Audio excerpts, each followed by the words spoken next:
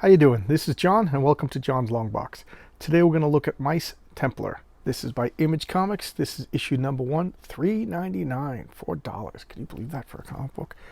And this is a wonderful comic by Brian Glass and Michael Avon Oeming. I always forget his name. And when I talked about the mouse guard, I knew I was going to be doing Mice Templar next. I just had to go dig it out. But okay, just look at that wonderful cover. That is just so cool. And you can't help but compare the two comics because they came out around a similar time and they have a similar premise. A civilization has collapsed and mice formed an elite group of warrior knights, paladins, whatever you want to call them, to fight back. So whereas this one I think takes a more fantastical legend, like almost like a spiritual approach. Mouse Guard takes a more like, it's weird to say realistic approach in a comic about talking mice, but it's more grounded in reality. There's no magic. There's no sorcery and gods and stuff like that. So I would, the other one's more like a historical fiction, whereas this is more like a sword and sorcery is a good word, fantasy comic, but whatever, more spiritual. So there's 5 volumes. Okay, and each volume follows Carrick. He's the mouse. He received a prophecy from Wotan, the god that they worship, about about the golden age coming in, how to overthrow the rats and the corrupt King Icarus, who's a mouse, but he's a decadent, corrupt, ruled by the mice, and just exploits all the people of geez, now it's going to bother me what town he's from. But let's take a look at the comic. So this is the prophecy, part 1. So story by Glass and Oeming, written by Glass, art by Michael Avon Oeming, colors by Will Quintana, with the color assist by Chris Peter, whoever that is, and lettering by James Glass. I wonder if they're related. But let's look at the indicia. Mice Templar, 2007. Wow, it's been that long ago. So I just think this art and the coloring is just outstanding. But here, it sets up like a good mythological tale should. Look at this. You see I love Michael Oeming's cartoony style. He did Powers with Brian Michael Bendis about cops in a world of superheroes. Oh, this is a splash page. We gotta pan back. Look at that. Just look at that. The mice fighting the rats. And the rats are bigger, and stronger, and so the mice have to play up to their stealth, and they have to become more skilled to fight them. Another double page spread. They're just battling. And the storytelling so far is good. I mean, granted, there's only been a few panels, but you can see what's going on. And a mouse, the young Carrick, poor little mouse in his little mouse t-shirt, I guess peasant clothes, is learning the stories about the old ways, and of course an old preacher, old soothsayer, or whatever you want to call him, is telling the stories, and people get mad. You shouldn't be filling this head with nonsense, and he's got work to do, and you're filling him with this nonsense. And then look at the little mouse village at the bottom of the tree, Cricket's Hollow, I think it's called. They live among the roots. I just love this. It's just so charming. I could see if the art's not your style. I could see if you're more of an art guy that Mouse Guard would be more to your liking. And I Mouse Guard, I do like the art more. The art is just wonderful. Whereas this, I like more of the grand epic, Joseph Campbell, the hero's journey myth that comes out in this. In Mouse Guard, there's not a lot of and it's kind of mean to compare them because they're completely different. But there's not, it's a story of stories. It's a collection of stories, whereas this, we're following Carrick. So think of him as young Luke Skywalker. He's a little farmer at first and grows up and, uses the information, learns the power and everything. And, but what I like about this is in the last volume, they win. I don't think I'm spoiling anything. But then the two factions of good guys start fighting over how to exploit Carrick's popularity and fame. It's a little bit more like political intrigue. I just like that. Look at this beautiful art. He gets attacked by a spider god, they call it. Just a big, big freaking spider going to attack them. And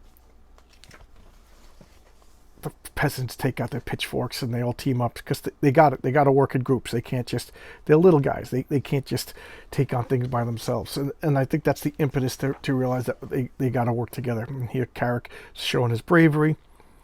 Master Dishon, he throws him his Mouse Templar sword. And this is how it's done. And so that's how because the Mouse Templars are not allowed in the kingdom anymore. So they're actually hiding. They're in hiding. Their power is in the wane. So he actually throws him his sword, and he's revealed to be an old Mouse Templar, and that just sends Carrick over the edge. Because it's true, you are the Mice Templar returning, blah blah blah. And now the other people good. Now he's gonna go around telling everybody you've endangered us all. And here we have. What's it? They're going up to the bird cage. Carrick's talking. Look at him. He's going to bed in his little nest. That's so cute. They got to protect themselves from the cat hunters. They're always in danger in their little cricket hollow with a little mouse in armor. It's just adorable. And this is an oversight issue. He falls into the water and he gets swallowed by a fish. And here he is in the belly of the fish. I forget what story. There was an old Arthurian legend about one of the kings falls into a fish, and he gets a prophecy. But while he's inside the belly of the fish, he sees all of this, the kingfish and the omens, and he comes out to tell them, "Carrick, I'm coming," and they drag him out of the water. The family discussing this is going to be a problem now. We were on the king's radar, and they drag Carrick out of the water, and he starts telling everybody about the prophecy. And then, of course, you were suffering from lack of air and everything. And he goes down and talks to the blacksmith. Just look at this. It's just epic. Why is there no movie about this? This should be a Mouse Templar movie. I heard that it was option, but option doesn't mean anything. And Tosk is one of the rat cap. I think he's the captain of the rat guard. Look, it just looks bad, just looks bad guy. And here they are, they might as well be orcs. These rats just toiling, and the poor mice are toiling away. And now this, because of legends of the the word is gotten out that there's a Mouse Templar, and some fighting occurs, and of course the mice aren't ready to fight the well-trained rats. And then we have these female mice archers. They're not the Mice Templars, but they're like a group of warrior women that are archers, and they're been running around in the forest like rangers, just fighting. Just so good, just good. If you like Dungeons & Dragons, this is Dungeons & Dragons with mice. I'm sure there's a role-playing game out there somewhere. Look at this poor mouse getting stabbed, and I'm not going through the story because you could see the story, the wonderful storytelling. I bring that up every couple of videos about the storytelling. Notice I'm not reading the words. I forget some of the characters' names, but you see what's going on. Master Dishon just got killed, and Carrick takes his sword, and he wants to avenge the guy who inspired him. And I forget this female mouse's name, but she's a mouse archer. Dishon was my master in the ways of the Templar. Through trial by combat, I do seek to honor his sacrifice by proving myself worthy against his foe. So he's getting carried away in all this, and this rat's like, be careful what you're saying. The Mouse Templar are outlawed, and if you're going to say them, we're going to come after you. And he's starting trouble, and the poor mice in his village don't want trouble. A lot of them are just peasants. They can't go fight these superior armies of the king with their well-armed, well-trained rats, especially now that the Templars have disappeared. And now he's explaining them the prophecy that he saw while in the belly of the fish, and other people are going to tell him what he saw, what it meant, what it didn't mean. Is Master Dishon bleeding out? The gods never lie. So with his, look at that. It's time to go save your people. And then the owl witnessed everything. And then what I really like is some true history.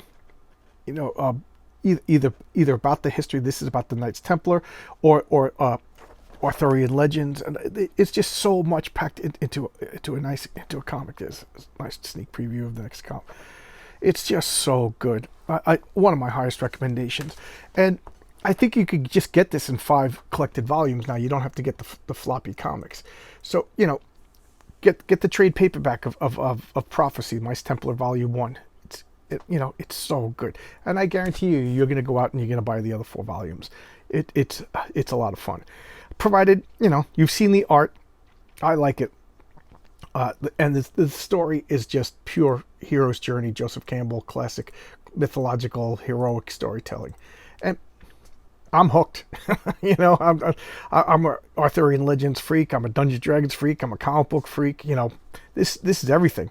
It doesn't bother me that it's mice. In fact, the mice just adds to the charm, and it adds to the pathos when you see one of these cute little mice getting stabbed by one of those big bad rats. So there you go. I really do enjoy this. It's a lot of fun. It's done now. It's over. There's no more issues coming out. Only 5 volumes. That's all you need. And it's swept up at a lot of awards. Won a lot of Harvey Awards. So there you go. Thank you very much. I appreciate your time. I'm trying to do quick videos. Let me know if you have any requests. Odds are I have the comic, and I'll talk about it. And please hit the like. Supposedly the more likes I get, the more YouTube recognizes my stuff and promotes it. And please subscribe. Thanks a lot. See you around, and enjoy some comic books. Bye bye.